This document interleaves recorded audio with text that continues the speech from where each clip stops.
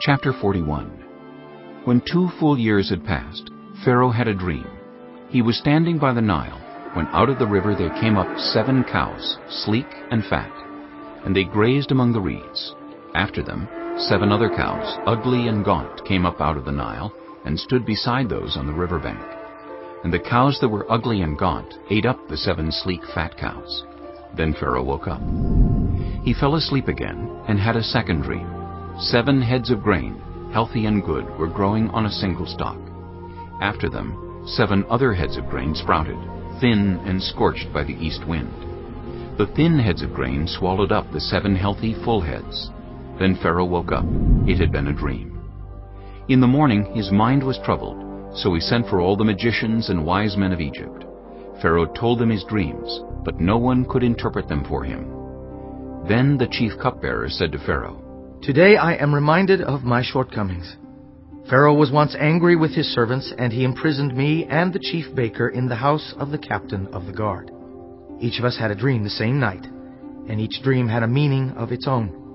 Now a young Hebrew was there with us, a servant of the captain of the guard.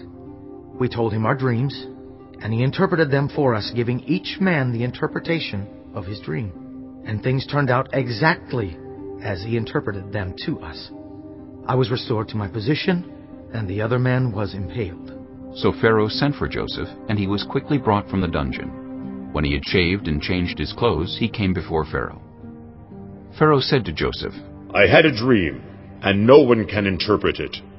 But I have heard it said of you, that when you hear a dream, you can interpret it."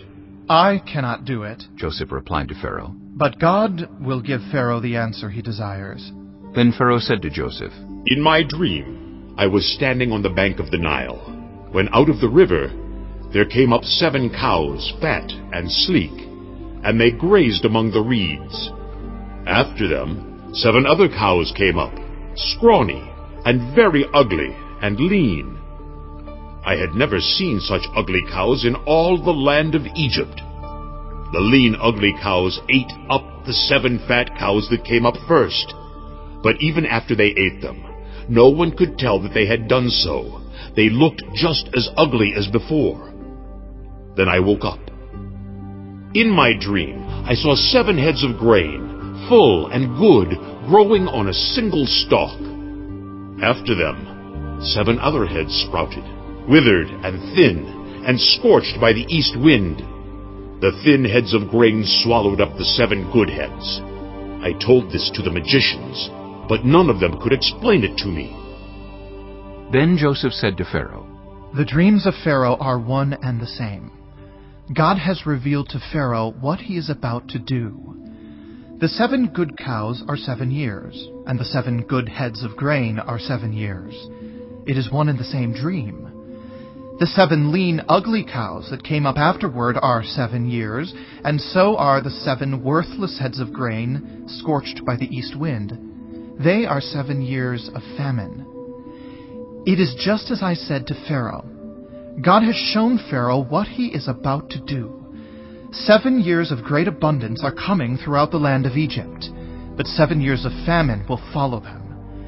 Then all the abundance in Egypt will be forgotten, and the famine will ravage the land. The abundance in the land will not be remembered, because the famine that follows it will be so severe. The reason the dream was given to Pharaoh in 2 forms is that the matter has been firmly decided by God, and God will do it soon. And now let Pharaoh look for a discerning and wise man, and put him in charge of the land of Egypt. Let Pharaoh appoint commissioners over the land to take 1/5 of the harvest of Egypt during the 7 years of abundance.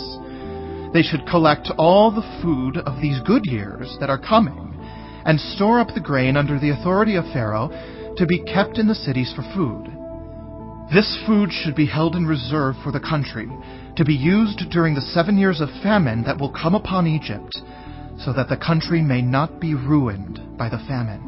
The plan seemed good to Pharaoh and to all his officials. So Pharaoh asked them, "Can we find anyone like this man, one in whom is the Spirit of God?" Then Pharaoh said to Joseph, "Since God has made all this known to you, there is no one so discerning and wise as you. You shall be in charge of my palace, and all my people are to submit to your orders. Only with respect to the throne will I be greater than you." So Pharaoh said to Joseph, "I hereby put you in charge of the whole land of Egypt." Then Pharaoh took his signet ring from his finger and put it on Joseph's finger. He dressed him in robes of fine linen and put a gold chain around his neck.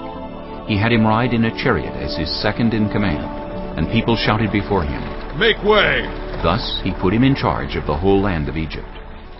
Then Pharaoh said to Joseph, "I am Pharaoh, but without your word, no one will lift hand or foot in all Egypt." Pharaoh gave Joseph the name Zaphanath-Paneah, and gave him Asenath, daughter of Potipherah, priest of On, to be his wife. And Joseph went throughout the land of Egypt. Joseph was 30 years old when he entered the service of Pharaoh, king of Egypt. And Joseph went out from Pharaoh's presence and traveled throughout Egypt. During the 7 years of abundance, the land produced plentifully.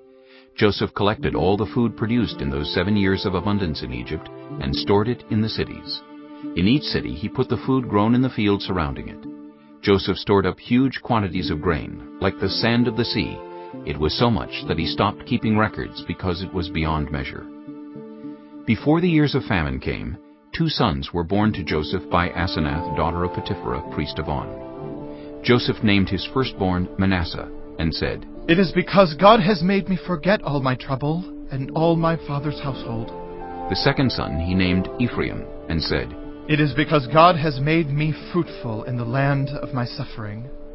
The 7 years of abundance in Egypt came to an end, and the 7 years of famine began, just as Joseph had said. There was famine in all the other lands, but in the whole land of Egypt there was food. When all Egypt began to feel the famine, the people cried to Pharaoh for food. Then Pharaoh told all the Egyptians, "Go to Joseph, and do what he tells you." When the famine had spread over the whole country, Joseph opened all the storehouses and sold grain to the Egyptians, for the famine was severe throughout Egypt. And all the world came to Egypt to buy grain from Joseph, because the famine was severe everywhere.